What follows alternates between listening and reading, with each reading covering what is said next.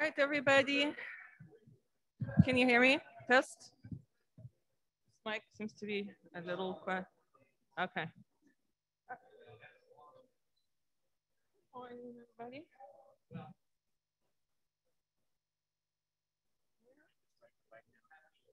Sweet.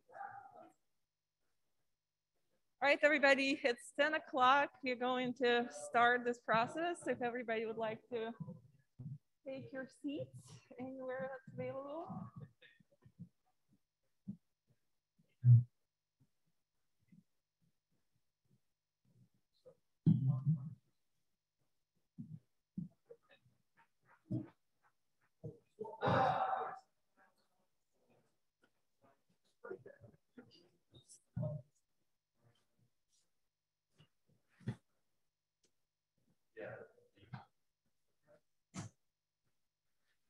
All right, well, welcome everybody to today's workshop for the utility rates for the city of Solvang. Hang on, we got a little bit of video. There you go. Sound, there you go. Oh, mute. That should be better. Why is your thing not muting? Give us just 1 second to fix this audio.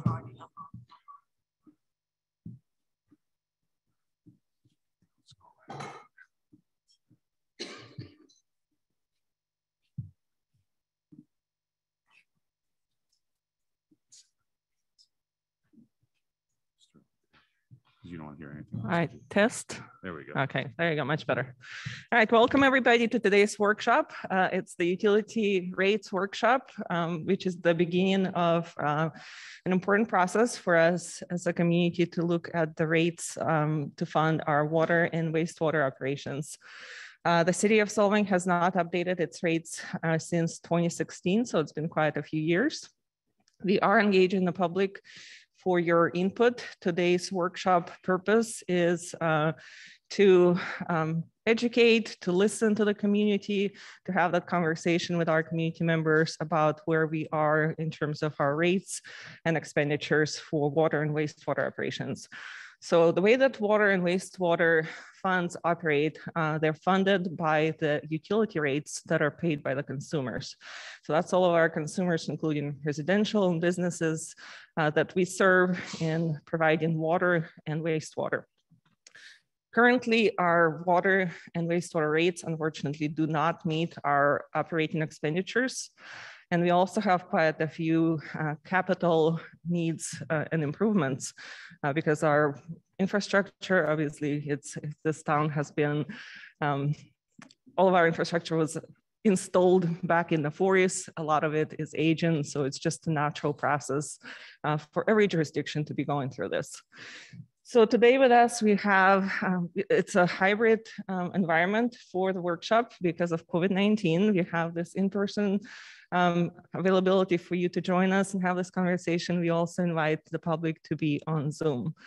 We have here today with us, I would like to introduce Jose Acosta, who is our newly hired utilities director, whose job is to focus specifically on water and wastewater, providing those services. We also have here with us Mike Matthews, who is our water supervisor, and Nick Rivera, who is one of our wastewater operators. So they will be helping us out with this conversation today. And we also have our consultant who is joining us on Zoom because of COVID-19, but he will be here in the future in person as well. And that's Sean Korn. We will see him on, if we could have Sean's video for a second, from HDR Consulting. So Sean will be the one who will walk us through the majority of the presentation today. He has studied our water and wastewater infrastructure. He understands all the plans that we have at the city for the capital improvement program, as well as our operating programs. So Sean has been working with our group to develop preliminary results and preliminary findings that we have for the rates that will be required in order for us to meet our future needs for both operations and the capital improvements. So with that, I'd like to offer Sean to start the presentation, and we'll have periodically breaks and allow you to ask questions. And then at the end of the entire presentation, once again, we'll have an opportunity to have Q&A and receive comments from the public. Sean? Thank you, Zena. Good morning, everybody. Appreciate you being able to participate with us. As Zena mentioned, we'll be walking through the preliminary rate study for the water and sewer utilities. And we'll be stopping at key points of the analysis where we worked with staff and we went through and developed the analysis to answer any specific questions on that component of the study. And so we'll stop, let the folks there in person ask any questions. We'll respond to those. We'll have the time limit of 3 minutes. And then we'll also go to the folks online. And if you're online, when we get to those points, please raise your hand through the function in the Zoom meeting, and we'll get back to you. If you're working in the yard today or doing something else as you're running errands and you have future follow-up questions, you can email those to cityhall@cityofsolvang.com, and then those questions will be considered as part of this as well. Just a little background and information on the water and wastewater systems. On the wastewater side, on the left-hand side of the slide here, that system was originally put in place in around the early 60s. The average age of the system is over 40 years old. And when we think about infrastructure needs for wastewater and water, it ranges depending on what type of infrastructure it is. It can last anywhere from 15 years from a pipe or a motor, all the way up to 60 to 70 years, maybe longer for those pipes. So as we go through this, when we start thinking about this, an average age of over 40 years is starting to reach that end of its useful life. And as Zena mentioned, we're going through this process, and staff has gone through a process of beginning to evaluate what those needs are.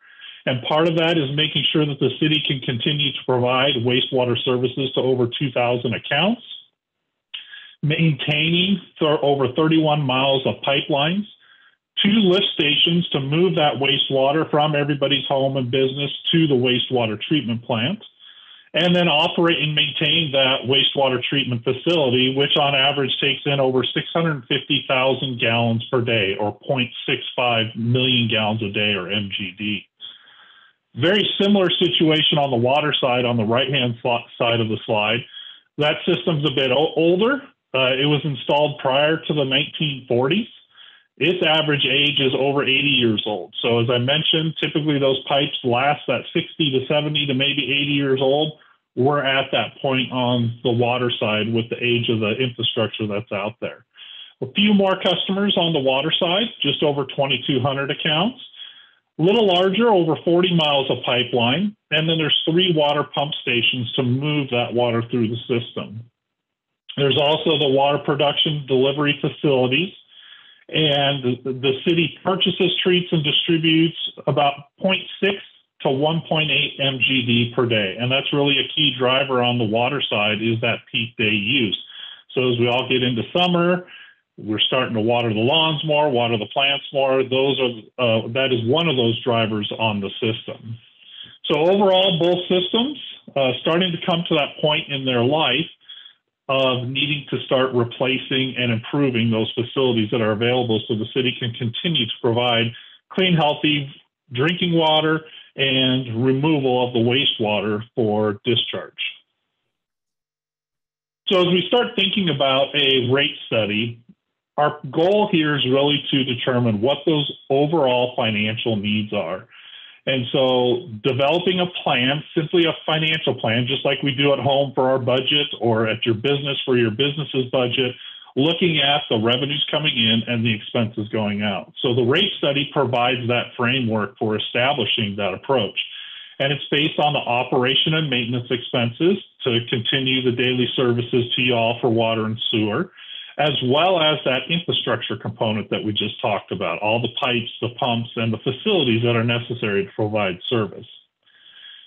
As a requirement of Proposition 218, which I'll talk a little bit more about in a couple slides, we need to develop equitable, proportional, and cost-based rates. And so that's a requirement of the California Constitution, and I'll give a little more details on that. We developed the study using generally accepted methodologies, but they're tailored specifically to the city system. So how you all use water, or how the wastewater flows are coming to the wastewater treatment plant, so that it's unique to your utility, your costs at the city, as well as the customers. As we develop the analysis, we need to think about prudent financial planning criteria. So we talked about the infrastructure needs that may be necessary, and we'll talk a little bit more about that. But we also need to think about maintaining adequate annual funding for renewal and replacement projects. So this is reinvesting in the systems on an annual basis. So just like we at home have to eventually change the tires on the car, maybe put a new roof on the house, it's those items that we do on an ongoing basis to maintain all of those water and sewer services, so that we don't come to a point where we're replacing everything all at once. Now, we also want to maintain target reserve ending balances. So having some funds available in the bank in case of emergency, or a very wet year on the water side as an example, where we don't use as much water, so we need those revenues to supplement expenses. And then maintain legally required debt service coverage ratios. So when long-term borrowing is incurred, then the city has to be able to show that they need to repay that, just like we do if we buy a house or a car or another large purchase that we borrow for. As was mentioned, the last rate study and adjustment was completed in 2016. So we've gone about 5-6 years since that last adjustment. To give you an idea of how the city's current combined water and sewer bill compared to others in the area, you'll see we have the city on the left-hand side. We have it at 0 units, so if you use no water, 10 units of water and sewer, or 20 units of water and sewer. And you can see the present rates there. And then as you go across the page, the city of Santa Maria, Lompoc, Napoma CSD, Goleta, Los Alamos, City of Buellton, Santa Ynez water and the sewer component for the districts, and then the city of Santa Barbara. Now, this is not always an apples to apples comparison. And I say that because we don't know what all these utilities are doing, how they're reinvesting in their system. Are they maintaining the system to an adequate level, or if they have upcoming rate adjustments? So as an example, the city of Santa Maria and the city of Santa Barbara both have rate adjustments adopted and in place for the next several years. So we know these rates are also going up as part of that. So this is kind of a snapshot in a point of time. We also don't always know what other infrastructure needs there are. So are they coming up to a point where they have major improvement needs at their water or wastewater treatment plant? Overall, the city's rates are very comparable. You can see, comparing the blue line, the dark blue line, or the green line, that it's in line with, on average, the majority of the other utilities. And again, a lot of this difference can be also driven by the rate structure, or how they charge their customers through fixed and variable charges.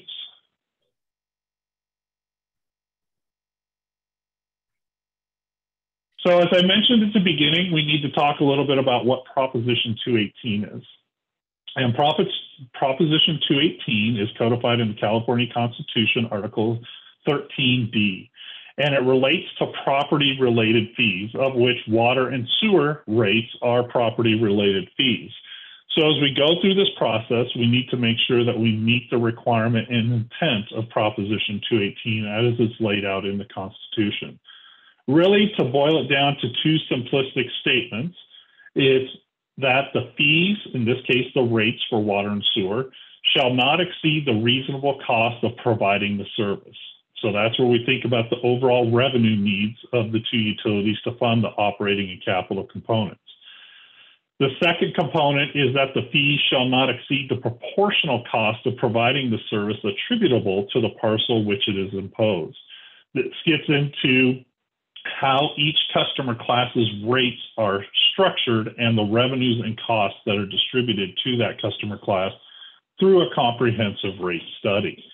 And we'll talk about how we develop that here on the next slide. The overall process then requires a customer notification. So the city will be sending out a customer notification based on discussions with the city council at that point in the study. And then there's a protest hearing. And so there's 45 days between when that notice is sent and that protest hearing can be heard. These rates that are proposed are then the maximum rates that can be charged for the specified time period. So if we look at rates over a 3 or a 5 year period, the rates developed here that are noticed through the Proposition 218 process are the maximum rates. The city cannot go above that unless they go through another Proposition 218 process. So to meet that requirement, a comprehensive rate study is developed. And this comprehensive rate study has 3 components, and these are sequential in order. So we have a revenue requirement, which determines the overall revenue needs for each utility to fund the operating and capital needs. That's that first bullet that I talked about with Proposition 218, that those rates are cost-based or reflecting the actual cost of the water and sewer utility. The second piece is the cost of service analysis. This gets to the proportionality requirement of Proposition 218 in how we distribute the cost between the different customer classes. So single family versus commercial versus irrigation, as an example, on the water side, how those customers use the system differently. On the wastewater side, it's our single family, our commercial and low customers, and then our commercial high strength customers. And we'll talk a little bit more about that as we go through this, but it's a different cost to provide service. Once we know those 2 pieces, then we can design rates to reflect the overall revenue needs and the proportionality requirements that come through the cost of service analysis. So these are the 3 areas that we'll walk through this morning, and we'll stop at the end of each of them to take questions, and then we'll follow up at the end with a quick closing slide or 2, and then we'll open it up for those final questions. So we'll talk through these preliminary results as part of the study for the revenue requirement, cost of service, and rate design, hit next steps, and then gain feedback from you all as we go through this process. That information is then going to be brought forward to the City Council as we continue to work through the rate study process as part of the overall analysis and information. So we'll start off this morning with the revenue requirement. And as I mentioned earlier, the revenue requirement is really a financial plan, or taking at home our budget. What are the revenues coming in? What are the expenses going out?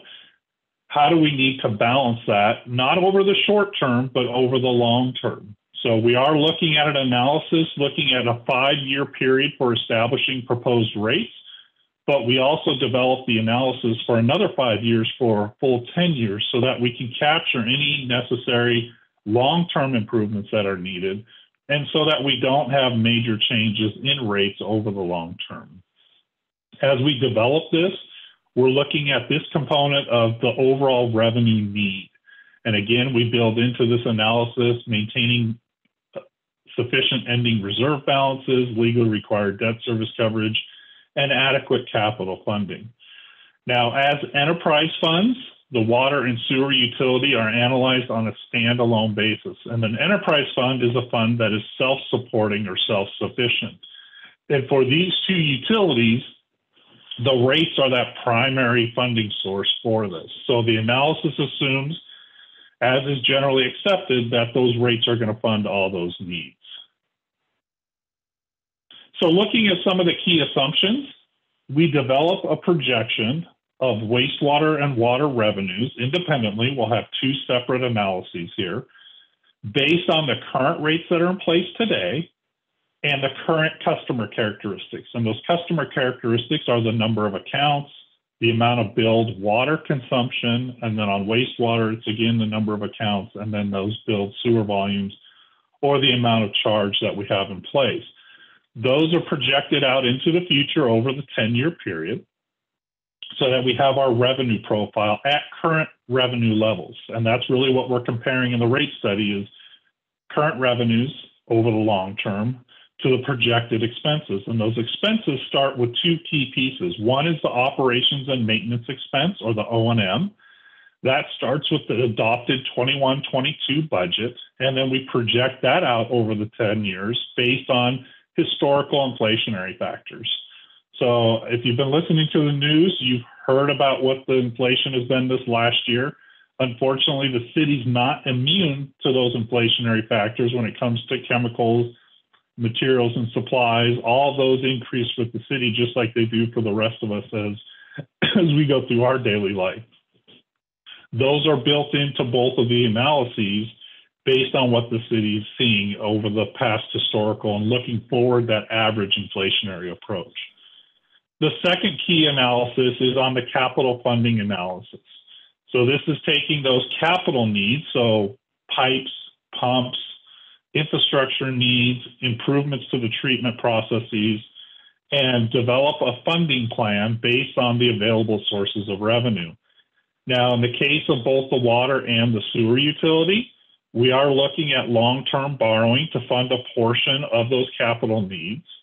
But we also want to make sure, as I mentioned earlier, that we're reinvesting into the system on an ongoing basis. And so we have some slides to show that as we go forward, as well as maintaining those financial planning metrics.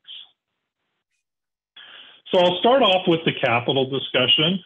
This is usually the biggest part of a rate study for any study I do, given the capital needs that are necessary to maintain a water and sewer utility. Most of the infrastructure we utilize as water and sewer customers is underground. We don't see it. It's all the pipes that are moving the water to our homes or businesses, or the pipes taking the wastewater away to the wastewater treatment plant. And the city's gone through a process to identify the infrastructure needs. And when we think about the infrastructure needs, there's the renewal and replacements.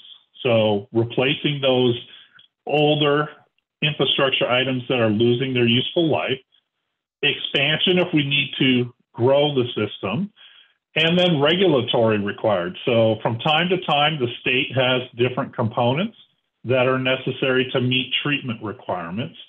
And then we also want to make sure that we maintain safe and healthy water service and water loss. So water loss occurs when we have these older aging pipes that are leaking. And so that we're producing water that is then not reaching our customers. So that's a key element as we go through this. So the analysis has developed over the next 10 years. We're looking at about $12.5 million of improvements needed in the water system over the next 5 years, and then $18.3 million over the 10-year period. And that's really driven by annual water line replacement programs, Reservoir One expansion, and the River Wells project. And I'm going to turn it over to Jose to talk a little bit more about some of these key projects. Good morning. Okay, sorry. Good morning. As Sean mentioned, we're continually reinvesting in our infrastructure and key components, and we're looking to invest in the future as well. One of the key drivers behind that is safety and water loss. We want to protect our one resource, which is water. And also another driver is regulations that are implemented by the state and at the federal level as well. They're continually upgrading and implementing new procedures, new limits that we have to meet. One of them, for example, is lead service lines. We have to go throughout the city, evaluate the lead service lines, and then replace those as well. That's going to be a huge project. Replacing of asbestos main lines in the water system, that must be completed as well based on a regulation from the federal government and the state level as well. We're continually looking to reinvest in our infrastructure. And one of the big projects we're looking at is becoming self-reliant on water, being able to have wells and sufficient amount of water to supply for our citizens and the community as well. So we're looking at the River Well project that's coming up, that's in discussion right now, and continually monitoring, maintaining the main lines in the system, replacing valves for safety purposes, and meter replacement program, making sure that we have adequate accounting for our water use as well. So that's all I have, Sean. I'll turn it back over to you.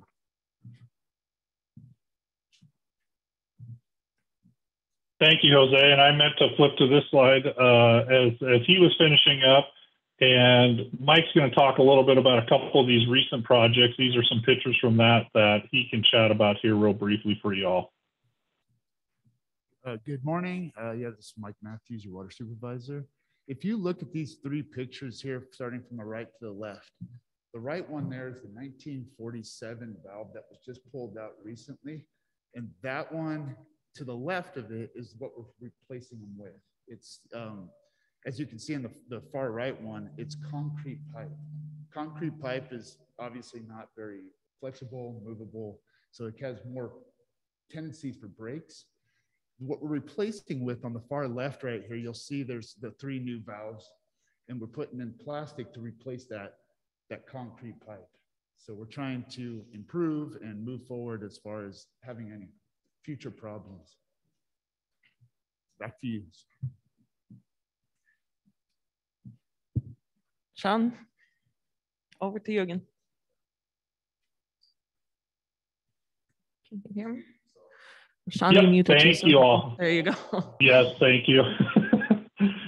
So those are the key elements as we think about the capital plan is how do we need to fund these regulatory required projects, as Jose talked about, as well as those renewal and replacement items that Mike talked about. So making sure that we continue to provide clean, safe drinking water to all of you and the community as we go through this process, and balance that overall impact as we go through the analysis.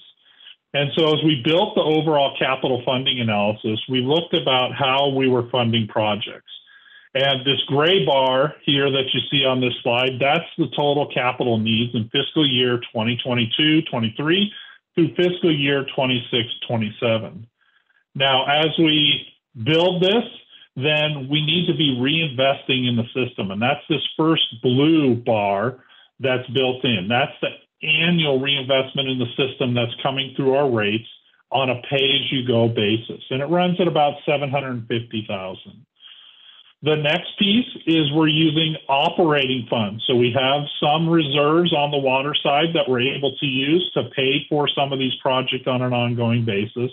And this is really to balance out part of those peaks and valleys in the overall capital funding plan need.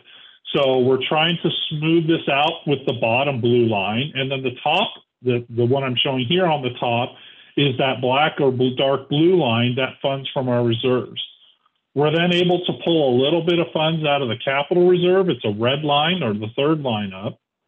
And then as we start looking at the capital needs, really for the River Wells project and the Reservoir One expansion, then we developed an analysis for long-term borrowing to fund those. And that's a general approach because as you can see that big spike in those 3 years, those are large one-time projects, right? We're not putting in a River Wells project every year. These are one-time events that are necessary, as Jose mentioned, to build the redundancy and reliancy for you all for water supply as we go forward into the future. So that borrowing then allows us to fund that project over the long term and not have significant rate spikes or rate impacts as we go forward. So this comes together in the total revenue requirement summary. So what this shows is the total expenses in the bars in each of those years, both the operating and maintenance expense part, as well as how we're funding capital, as compared to our current revenue line. So each of these bars reflects the cost in that year. So we'll start with 22-23, or the bar on the left-hand side of the chart. The dark black or blue bar, the first one, is our operations and maintenance expense. So that's based on our 21-22 budget that is then projected out through this next 5-year period that we're looking at on the screen. We add to that the blue line from the capital funding, right? That's the blue bar. It's the same amount as it was in our capital funding analysis. And then we add to that any reserve funding needs, right? Putting funds away in anticipation of the next year's capital improvement needs, as well as any debt service. So you see that green bar slip in there in 2024-25 out through 26-27. That ties to the borrowing needs for the River Wells and the Reservoir One expansion project. So we compare that to the current revenues, which is our dashed line. And you can see as we go out into the future that those revenues are not sufficient to fund our total operating and capital needs to meet the service levels and maintain clean and healthy drinking water for everybody. As we go out, the O&M is increased based on inflationary levels. So from 22, 23 to 26, 27, that's averaging about 3.4%. And then the other costs have been built in that capital funding analysis. So the overall goal of the study then from the rate for the water side is then to adjust that essentially horizontal line up to the tops of each of those bars so that the city can continue to provide water service. Now, we do the same process and approach for the wastewater side or the sewer side. And again, the city's evaluated those overall needs, and we're looking at the very similar overall capital projects for renewal and replacement, expansion, or regulatory required to meet those safety and health requirements to continue to provide a high level of service to the community. And on the wastewater side, it's really looking at the inflow and infiltration component. So all that, any water that's in the ground that makes it into the wastewater pipes then goes to the treatment plant that needs to be treated. So reducing that inflow and infiltration then reduces the overall flows at the plant that need to be treated. So looking at the wastewater side, we've identified just over $21 million over the next 5 years in improvements that are necessary. That's really driven by the wastewater treatment plant quality project that Jose will talk a little bit more about, as well as an additional $4.5 million over those out years as part of this. And so with that, Jose, if you want to talk a little bit more about the wastewater side, I'll turn it over to you. Again, as with the water infrastructure, it's outdated. You know, we're looking at infrastructure that's out there that's 50, 60 years old, and we need to continually replace, especially the sewer collection lines. Our goal is to collect all sewer and transmit it in a safe manner, not having any leaching into the ground, and also the wear and tear on those pump stations that continually run, sending that wastewater to the treatment plant. The treatment plant does run on a 24/7 basis, so there's continual operation out there that must be maintained, monitored, and the maintenance and wear and tear on the pumps and motors out there also needs to be maintained. One of the big contributing factors to wastewater is the upgrade of the wastewater treatment plant, which was built in the 60s and had an upgrade in the 90s. We need to upgrade the plant again for regulatory purposes. We need to have better treatment. We're required to lower chlorides, TDS levels. And so this investment in the infrastructure of the wastewater treatment plant will help us meet those goals now and in the future. So thank you, Sean.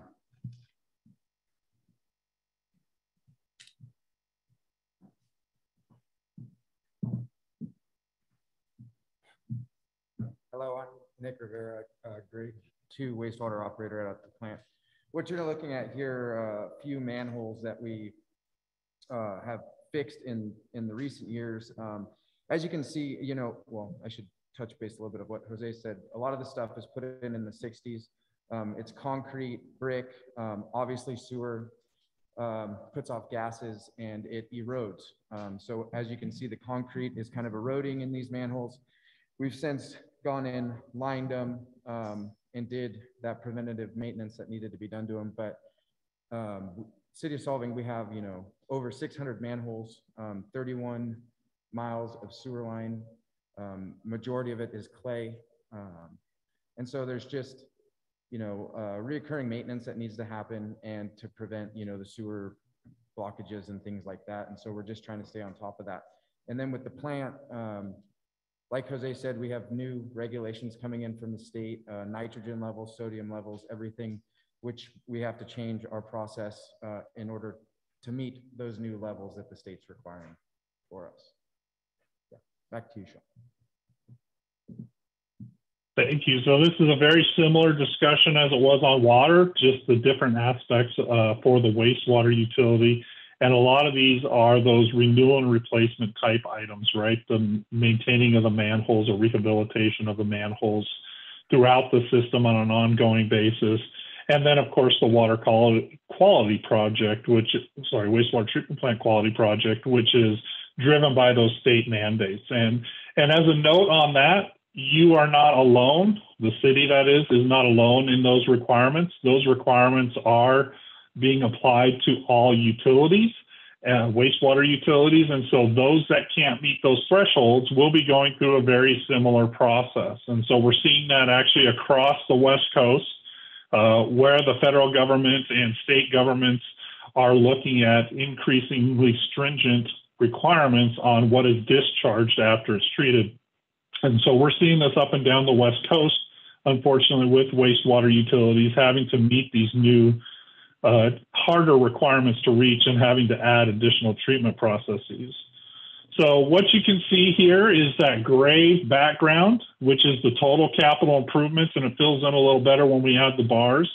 In the initial years, we have our annual renewal and replacement, our rate-funded component, right? So this is trying to meet those annual manhole rehabilitation projects, upgrading the system with some renewal and replacement of those pipelines that are out there. We also have a little bit of funds to use on the operating and capital side. That's really more in the out years as we start to transition rates to levels to be able to fund the overall need. And then for the wastewater treatment quality project, you can see here the green bars, the borrowing, long-term borrowing to meet those overall funding needs. And again, this is one of those regulatory driven requirements as part of this. And one of the analyses we did as we went through this is looking at the timing of this project and actually moving it out about as far as we can go to still meet the state's requirement to meet those discharge permit requirements. So as we look at the wastewater funding component, we have the same revenue requirement summary. You'll see the dashed line, which shows the revenues at current levels.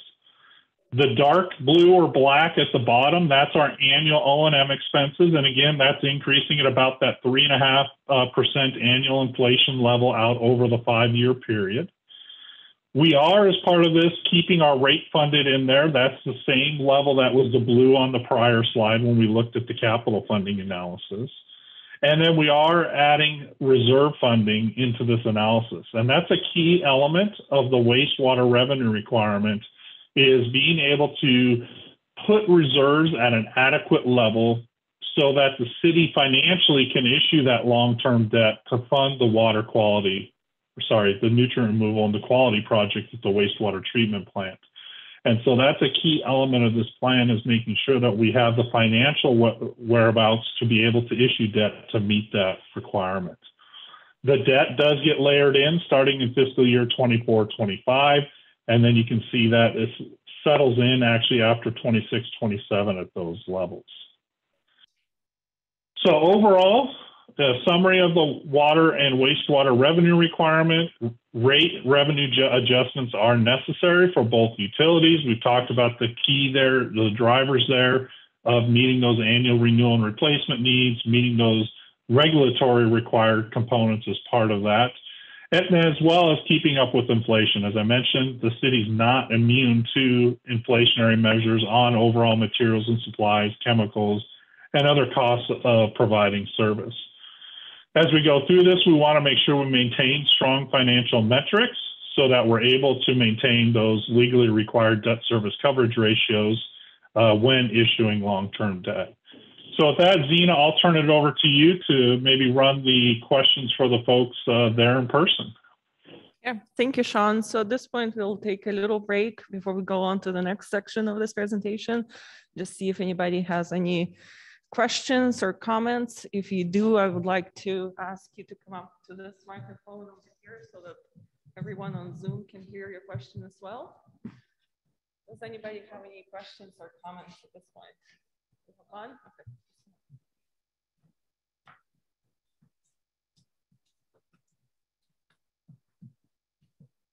Can you hear me okay?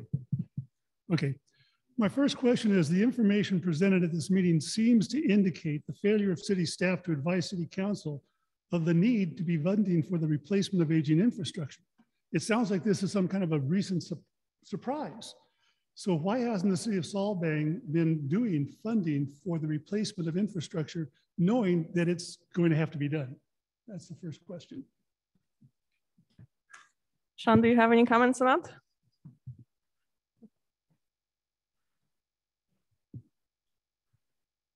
Yeah, so as we go through this, the city has been funding annual renewal and replacements.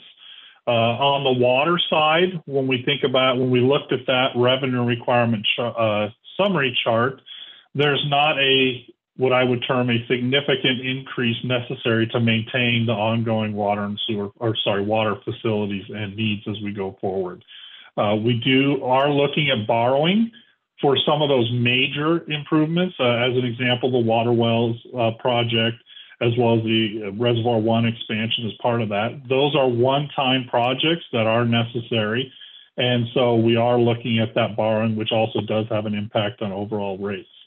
On the wastewater side, one of the challenges for all utilities, as I somewhat alluded to earlier, is the overall size or amount of that regulation that's driving those costs. And so I know the city has been evaluating that in the past, and that has been being placed on that capital plan to fund that. And so as we go through the rate study, we're trying to get those rates to that appropriate level as we go through this process. I don't know, Zena, if there's anything else you'd like to add. Thank you, Sean. You've covered it pretty well. Yes, as Sean mentioned, there's quite a few larger capital improvement projects that are included in this study. Specifically, the wastewater treatment is definitely the large one. It is driven by state regulations. The state regulations are increasing with increasing speed, I would say, that the city now has to meet. And as we've mentioned, yes, the city has elected not to raise rates since 2016. And as you would imagine, as with any operation, given the inflation, our costs are going up. So we do need to evaluate and make sure that we are charging appropriately and reinvesting in the infrastructure as we go forward. Also, timely investment in infrastructure actually is less costly when we address the needs of infrastructure timely versus paying later when things break, when we are not meeting our requirements, which also can be costly for the city if the state imposed any fines on us. So we do need to be timely with this process. And that's why we're here today talking to you. If anybody has any additional questions or comments. Anybody on Zoom would like to make any comments? Please raise your hand. All right, Sean, I'm not seeing any more comments. So next we'll move to the cost of service. Sounds good. Thank you, Zena. So one thing I want to add, actually, Zena made a point there of looking forward and making sure that the city is in a position to deal with those future renewal and replacements. And that is one reason why we look out 10 years.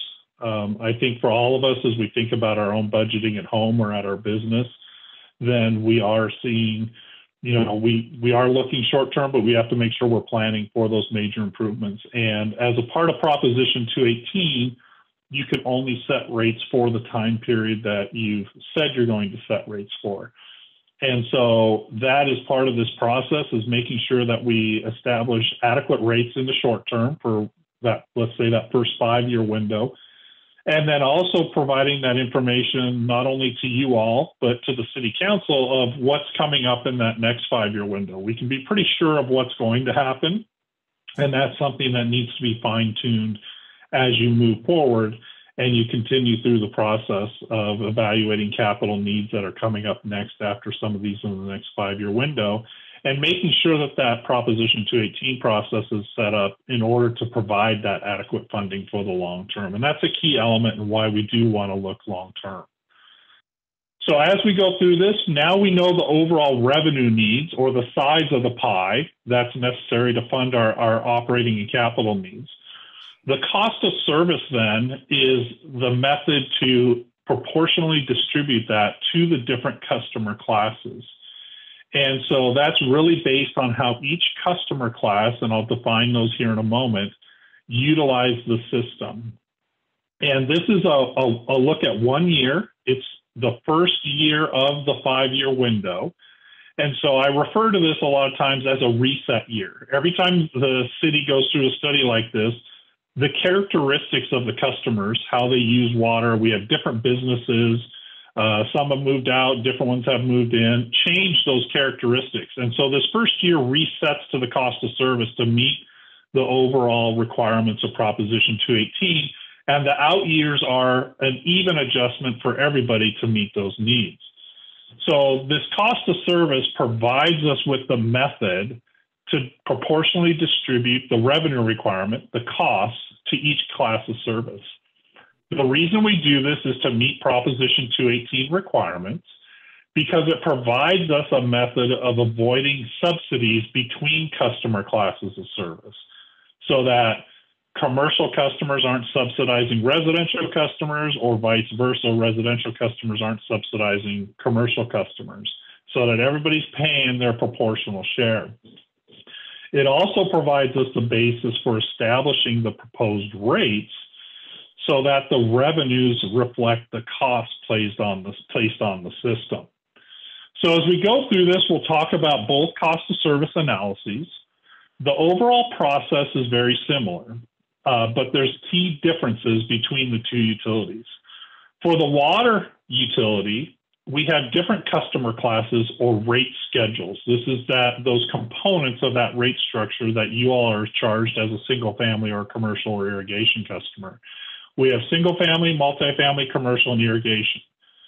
We separate these into these classes because they are similar in their usage characteristics, how and when they use water. Now, this is as a class, so all single family customers in a class, all multifamily customers in a class, as we go forward. Some of the key drivers, and I mentioned this a little bit earlier, on the water side are meeting our average day needs. So just making sure that everybody has sufficient water to do their daily, to meet their daily needs. The big driver on the water system is peak consumption. And that's the summertime watering. That's when everybody's watering their lawn before the 4th of July barbecue, making sure it's all nice and green, et cetera. And the city has to size the system to meet that need. So we end up with larger pipes to meet those summer peak needs. So those customers that are driving the summer peak needs, as an example, should be paying that proportional share of those costs.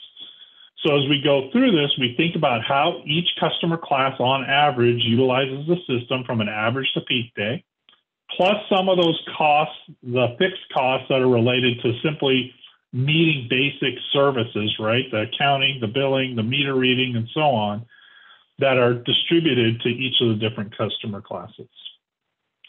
On the wastewater side, we have the same single family and multifamily customer class or rate schedule, but we have a commercial low and a commercial high.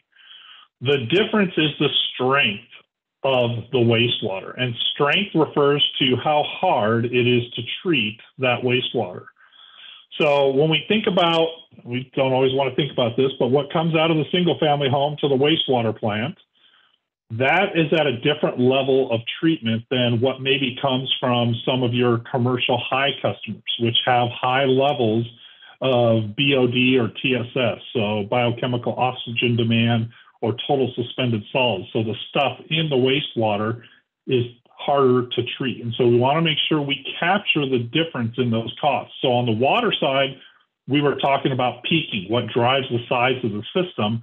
On wastewater, a portion of it is what drives the size. It's the amount of total volumes we need to collect, size the system to meet those collection needs. But it's also the strength of the wastewater. So the higher the strength, the harder it is to treat, and additional costs that go with that. So as we go through this process, we look at each of the costs that the city incurs in the revenue requirement. And we think about, why did the city incur this cost? Was it a cost to meet average day needs or peak day needs or customer on the water side? On the wastewater side, was it just to move wastewater from point A to point B? Or is it the strength of the wastewater and how hard it is to treat, or a customer cost? What we do then is compare those current revenues to the current expenses. So on these slides, we're looking at the proportional change in the size of the bars. So the left-hand bar is the total change in cost. So for water, the left-hand chart, that's the 22-23 expenses. That's the first year of our rate setting period.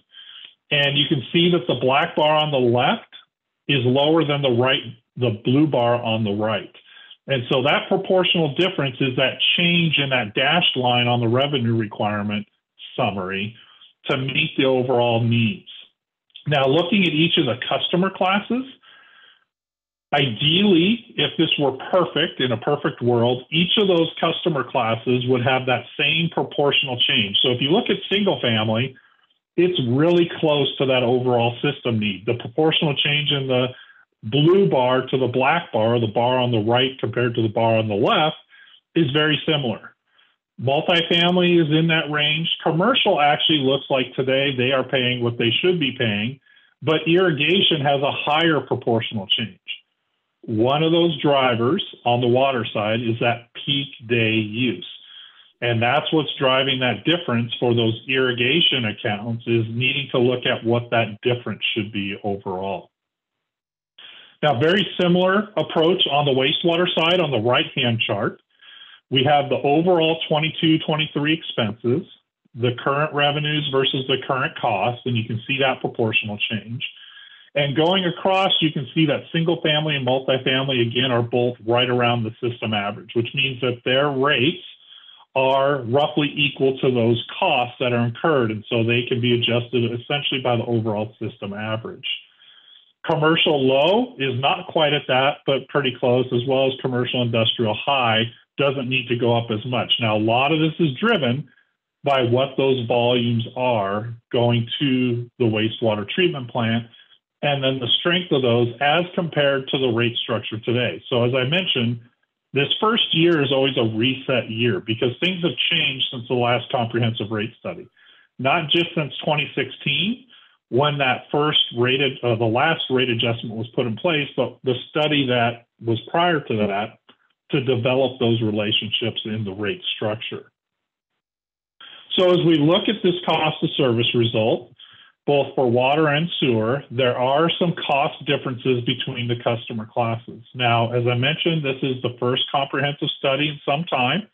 This is something that I always recommend utilities look at every 5 to 10 years, or if there's a major change in the demographics or the customer types throughout the system, because system and usage characteristics change and customers change over time as we look at that. So when we develop the proposed rates to meet the requirements of Proposition 218 in this first year, we develop rates based on the overall revenue needs and the adjustment in the cost of service analysis. And again, this is that first year reset, and then out years are even adjustments for everybody across the board. So I'll stop there, and Zena, if we want to take any questions on the cost of service, this is a little bit more complicated discussion, but I want to see if there's any questions that folks have on what we have here today. Any questions, comments at this point? I see no comments in person. Anybody on Zoom would like to ask any questions or make any comments? Please raise your hand. See none, Sean. We do have one online, Zena. Yeah. Brandon. Please go ahead, Brandon. Yes, thanks for putting the forum together here. This is actually more of a general comment regarding billing and rates within Solvang. But you mentioned that you're interested in trying to kind of reduce the peak usage, or you're looking at where those peak demands come. And the current structure where the meter charges are so stratospherically high seems to disincentivize any of that sort of conservation. So it seems to be much more logical to have a more reasonable meter charge and then a higher water usage rate, so that people are actually getting, charged for what they're using rather than just being, a citizen in town. So I don't know how that can be addressed, but again, as a citizen of Solvang, I think those meter charges are just unreasonably high, and I think that they're a strong disincentive for any sort of conservation or even true proportional share. Thanks, Brandon. And I'm going to defer the answer to that. So if I don't, because that's a perfect transition to the next section because that's right what I'm going into. So if I don't address that, when I get to that, please get your hand up to remind me, but I'll try and make sure I talk about that as we go through the rate design aspect. And that's one piece that we evaluated as we went through this. So that's a great question.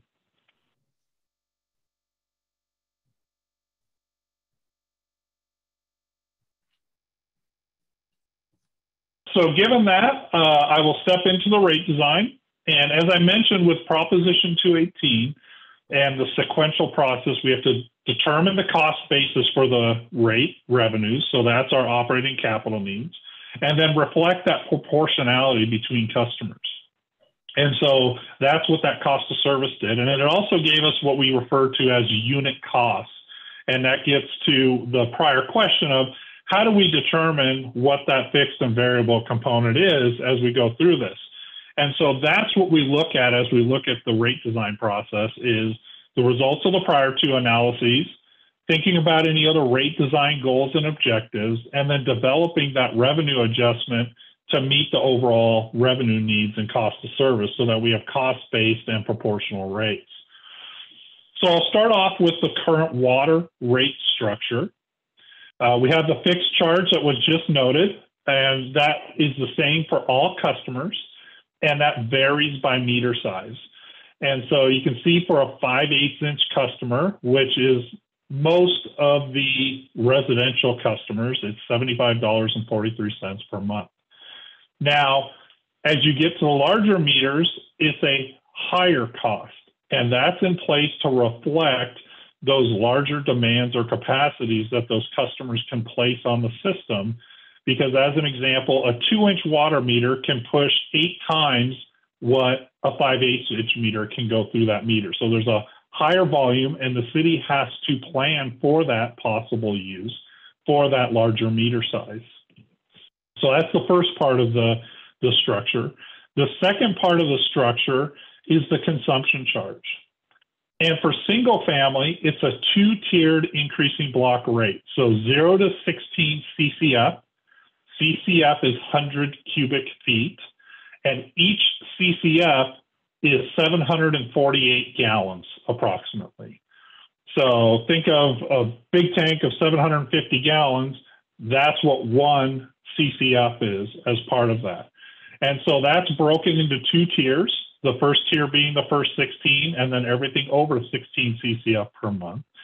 And then those prices or the rates need to be set to reflect the additional costs associated with serving customers that use more water. So as I talked about earlier, we have to size the system greater to meet those higher peak needs. And you'll see here in a moment as we talk about the rate structure for single family and other customers, we look at what those average uses are in order to establish those tiers.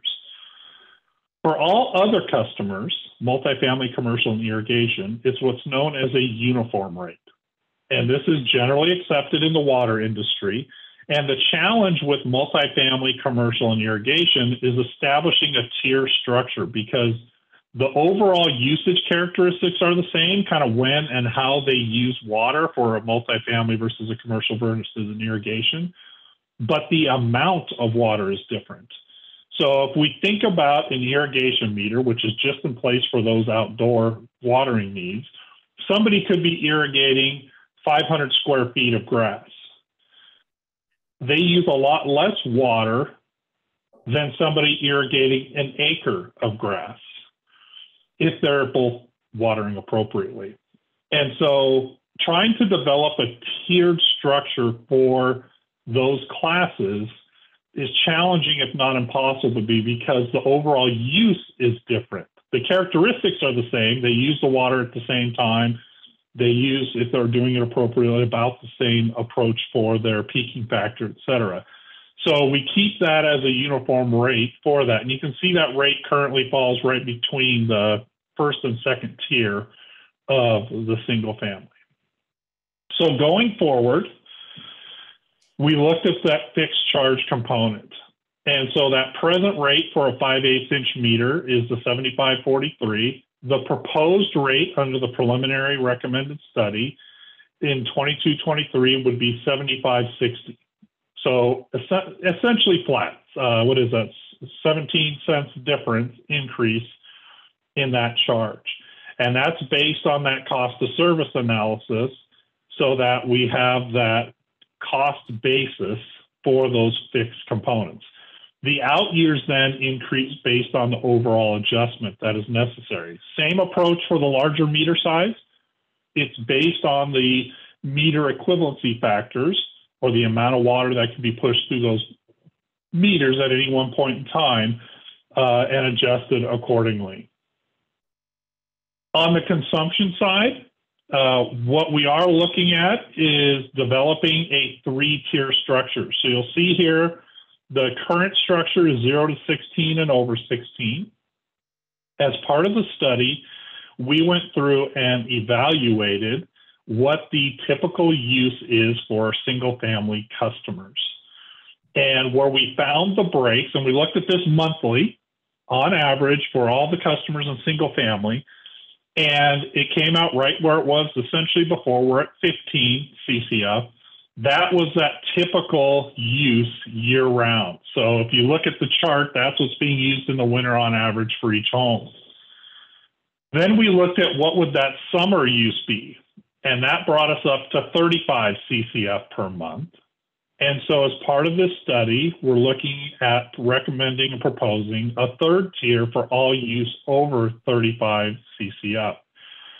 So as part of the cost of service, we went through and looked at the costs associated with providing water at the 0 to 15 tier, the 15 to 35 tier, and the over 35 tier. Again, coming back to how we have to size the system to meet those demands of those customers using those greater amounts.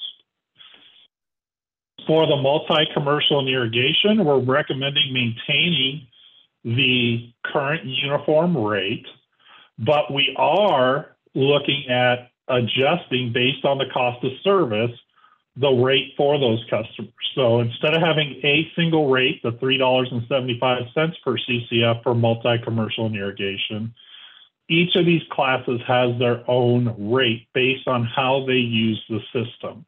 So very similar to how we identified the tier structure for single family, then we calculate what that rate would be for multifamily, commercial, and irrigation. Again, the out years adjust based on the overall revenue needs through fiscal year 26-27.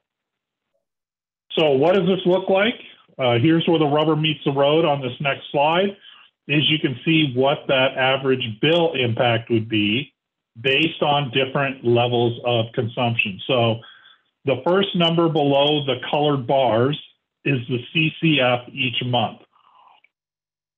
So if you use 0 in a month, if you're gone for a month on vacation, then that bill, as we talked about, goes up about 17 cents. As we move out with higher consumption, then the higher use is going to have a higher bill because that fixed charge through the cost of service analysis is barely going up. So that consumption piece actually provides that greater bill impact as we go out through the different years. So if you looked at somebody using 10, you can see that kind of in the middle of the chart, then that's about a $6 increase for somebody using 10. If you use less, it's going to be less of an impact. If you use more, it's going to be more of an impact. So think of your consumption during the year. In the winter, might be on the left-hand, towards the left-hand side. Towards the summer, might be towards the right-hand side of that chart. So what does this look like compared to your neighbors? So this is the water bill only. That first chart I showed you at the beginning of the presentation was both combined water sewer. This is just water. We have the present rate and we have the proposed rate. And you can see what everybody else has for their rate. So as the question at the end of the last section was talking about the fixed charge, that is part of the difference between the overall rate levels for the city, both present and proposed to some extent, as compared to some of your neighbors in the area and region.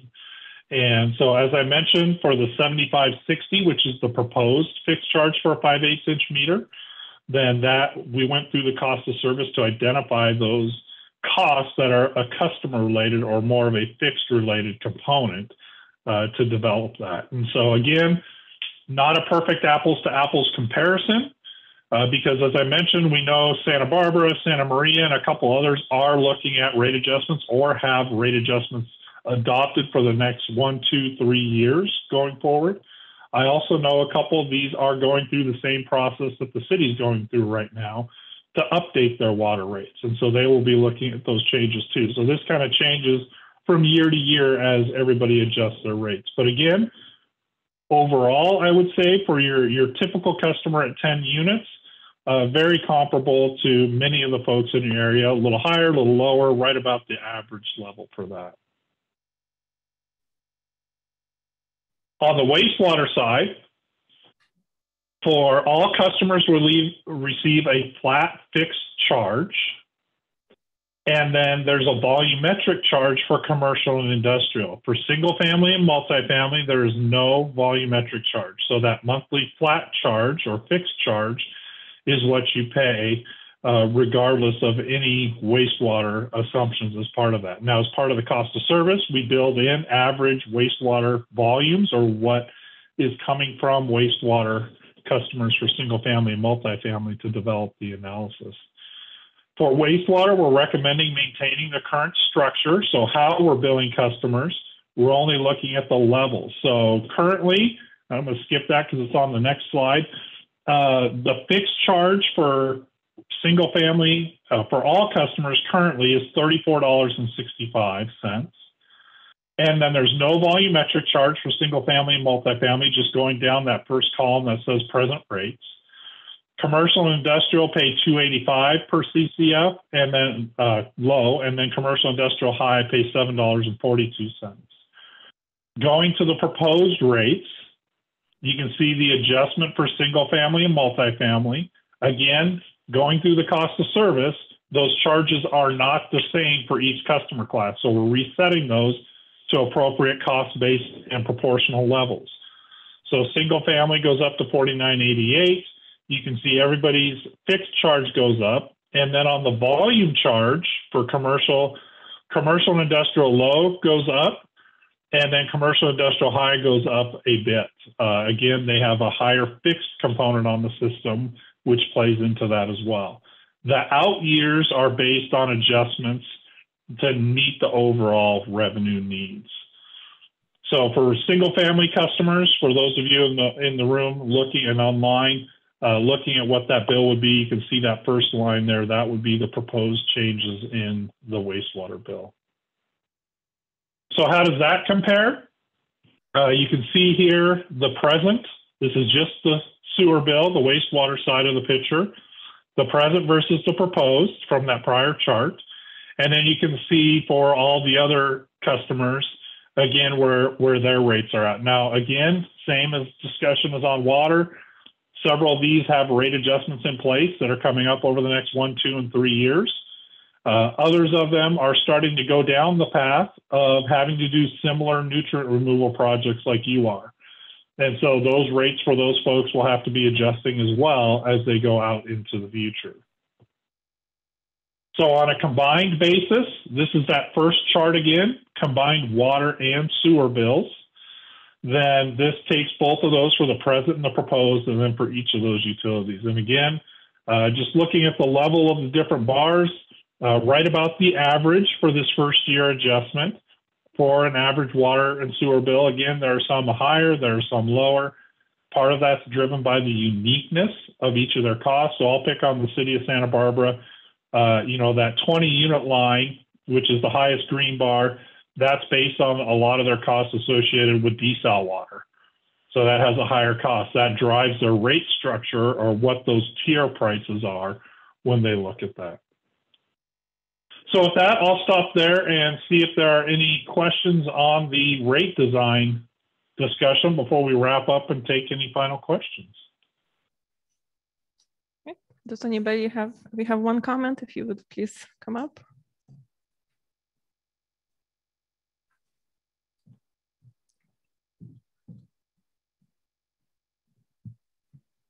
Hi, I'm Nancy Orchard from Solvang. My question for the consultant is, why did you use the base charge from the last rate study instead of looking at this in total as if you were starting over? And I have a question regarding this because Solvang made a major change in 2011. They turned our water rates upside down. They used as an excuse Prop 218, but they could never produce any backup on why this happened. And what I mean about this is, for example, it's rather opaque what the commercial people pay, and especially the hotels. But in that year, when the rates were changed, the rates for hotels went down 49%, whereas my fixed rate, and I had a 3/4 meter, went up 53%. It was never explained, and I'm disappointed in that I see where this rate study began is where we are today. And it doesn't look at the whole big picture. In addition, if you look at other municipalities in our area, the Central Coast, Solvang is very high in terms of that fixed charge. So in my case, I've been paying $113 a month since 2011 for no water. And our usage is pretty much the same, except when we had the big drought and we could not use the water and people let their landscaping go and that sort of thing. But I would like to know why the rate study didn't start from scratch and look at those fixed costs, because that is important to proportionality and the basis for Prop 218. Thank you. So that's a very good question. And I will say we did start from scratch. This slide here that I have up on the screen right now is just comparing where you're at today, or the rates that are in place, compared to what we are proposing. So through the cost of service, we went through and identified those costs that are customer related, and that customer related is more of a fixed charge discussion or fixed cost component. And we reviewed that independently of what you've done before, back in 2011, as you mentioned. And so this analysis is brand new based on the costs you have today and the difference in those fixed costs and those capacities required by the different meter sizes. So this is just comparing where you are to where we're recommending. I did look at this independently of how it was done in the past. I went through my process of identifying costs and how we go through that cost of service analysis. And this is essentially the number that falls out based on those fixed or customer related cost components. Does anybody else have any comments in person? Hi there, Claudia Orona. I serve on the City Council, and I think, I apologize about my colloquial speech, but I think we're tripping over the fact that the rates for commercial are lower than single family. My understanding is that we are looking at the cost of providing the service rather than the volume that they're using. So could you just explain what's the rationale of the commercial rates being slightly lower than the single family? Yeah, so on this slide, on the bottom of the slide, the bottom half, you see the tier pricing for the single family, the present and the proposed, and then you see the uniform rate. And as we think through this process, then we've allocated costs on why we incurred them. Is it an average day? Is it a peak day cost? And then we've allocated and then we distributed based on everybody's proportional share of that. And so what you see here is the results of the cost of service that is showing that the average cost for a CCF at different levels of usage is different for each customer class. And a key element of that, and I think you mentioned it, is that on like the commercial side, they may use more water in the total amount, right? Instead of using 10 CCF, they may be using 200 CCF, but they're using that 200 CCF fairly consistently. So that peaking factor and the design of the system is slightly different. So in this case, everybody's rate is going up on the water side. And a lot of that is driven, you can see the irrigation as example, that has a fairly significant increase in the volume charge that they would be paying versus what they're paying today.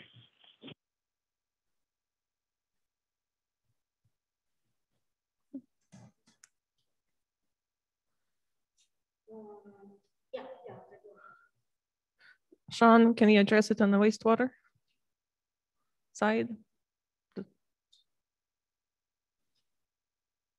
So on the wastewater side, the single family and multifamily, let's look at the proposed rates for 22-23. So the second column from the left with the rate numbers in them here. You can see that the single family and multifamily are a flat fixed charge per month. Now the cost of service goes in and looks at what that average wastewater generation is per account or per unit as we look at this.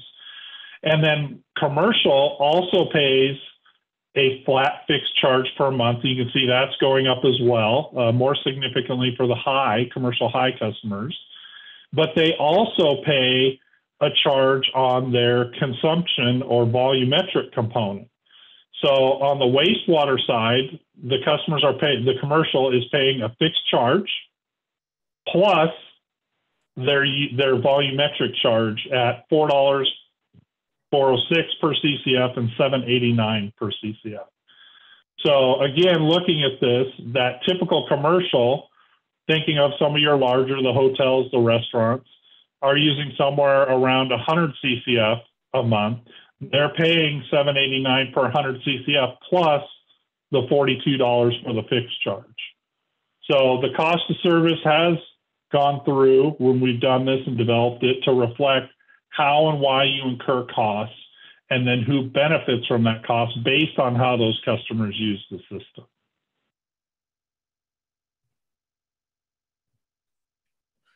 Okay, any additional questions in person or comments? Yeah, we have one online. Brandon, please go ahead. Yes, my initial question really wasn't answered. I mean, as you've shown in the sides, both the meter charges and the water usage are going up. And again, my question is, if looking at water usage in California in general, there obviously is a strong issue with the amount and the demand. And it seems like if we're trying to be rational about this, we should incentivize conservation.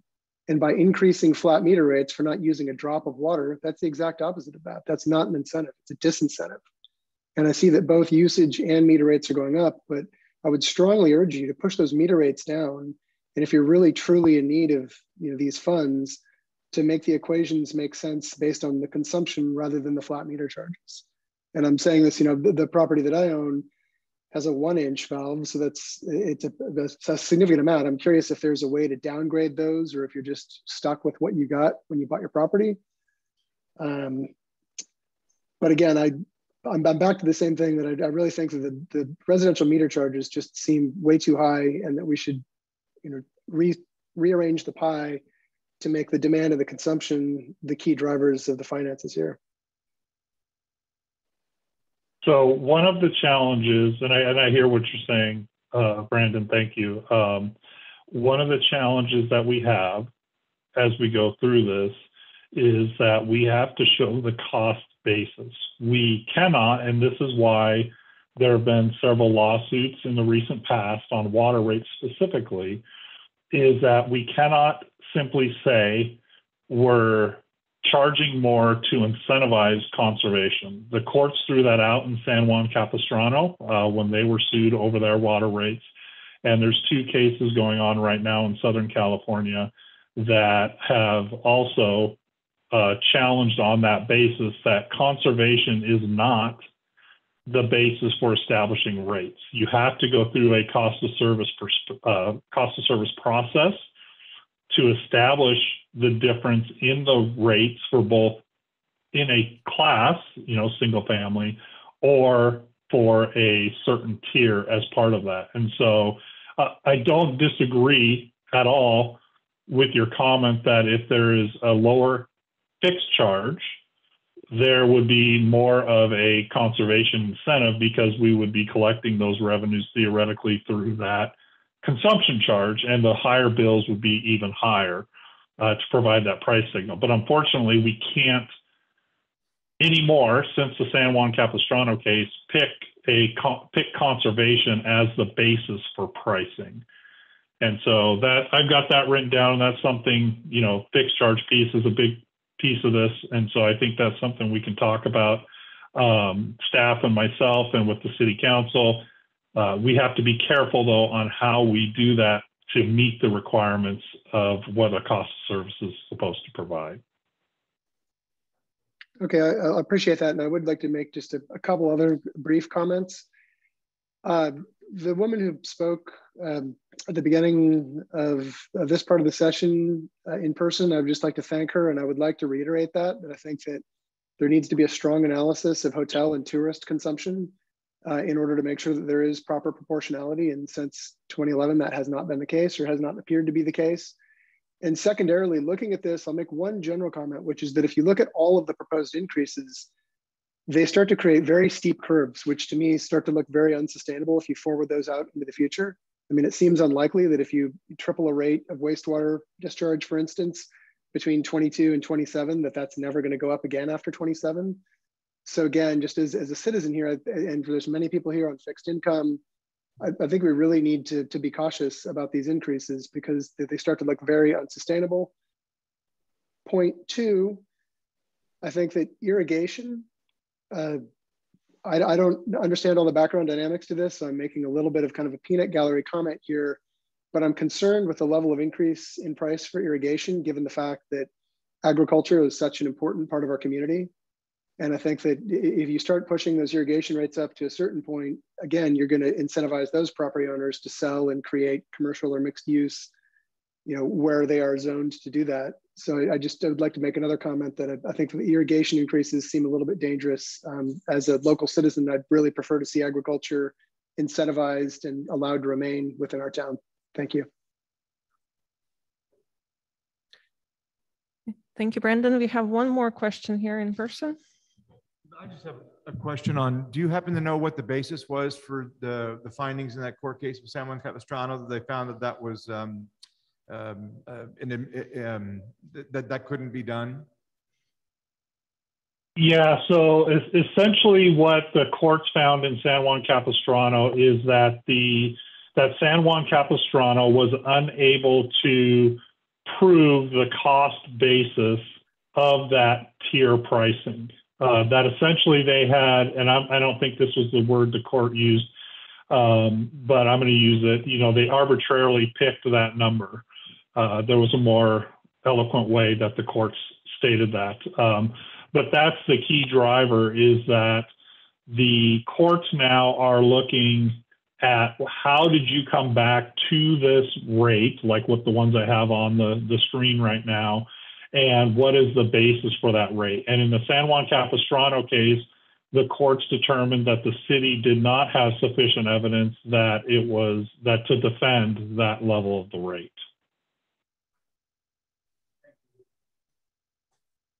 Okay, any other comments or questions at this time? Seeing no more questions, Sean. Okay, so really just to wrap up here, this is perfect. This is what we wanted to know. Some feedback on this as we go through this. As I mentioned, as you go through your daily activities, if you think of something, you can email City Hall at Solvang. That'll get to city staff that we can take a look at that. I've been writing down questions here as well. The next step is we'll regroup. I'll regroup with city staff. We'll go through all this. And then when we do come back to city council, which we're talking about in March, then we'll present these comments that you all gave us today as part of that process, gain feedback from the city council. If we've got to go turn the crank again for whatever reason that is, then we'll come back with our final proposal as part of that piece. One piece that I didn't mention as we went through this is we are developing a connection charge analysis. This is a charge for new customers connecting to the system so that they pay their equitable share of the cost of the infrastructure that's there, the capacity that they're going to use. And that's something that's built into this analysis at that time. And then we'll present those final findings. Right now, that scheduled to come back in March to the city council, set that 218 hearing for June. And then this would, if adopted, through that Proposition 218 process, the customer notification, the hearing, if the council approves and adopts it, then those rates would be in effect July 1 of 2022, so the first month of fiscal year 22-23. And so with that, very much appreciate it, and please let us know if there are further questions. Thank you all. Zine, I don't know if you have anything to close out with. Thank you, Sean. Thank you once again, everybody who participated today. Those were great questions. Once again, if you have any further questions, the email address is cityhall@cityofsolving.com. We'll also post that information online. And just to alert you all that we are at the same time engaging in the next financial plan development for the next 2 years. And there is a survey currently available online. It will be available through Monday. So if you would like to provide your input, it includes the water and sewer as well. We definitely welcome that input, and there's some hard copies of that survey here as well if you'd like to pick it up. So thank you, everybody. And we'll... Can I add to that, Zina? Yes, of course. Everybody in here knows a whole bunch of people more than probably, and we could really get this out to our friends and neighbors to encourage everybody in your workplace, in your residence, in your neighborhoods to please go online and fill this out so we can get a pretty decent representation of what the entire town really wants versus the people that, it's the same usual people that fill this stuff out and pay attention. Get these to your neighbors, get these to your fellow businesses in your neighborhood so we can really get a good representation for this, the 26th meeting, and have a good indicator of what the whole entire town is thinking. And I'm going to take these door to door in my neighborhood, just an excuse to say, please either go online, take this, fill it out, and we'll go from there so we can really get more a better response. Thank you, Councilman Clark. All right, thank you everybody for being here.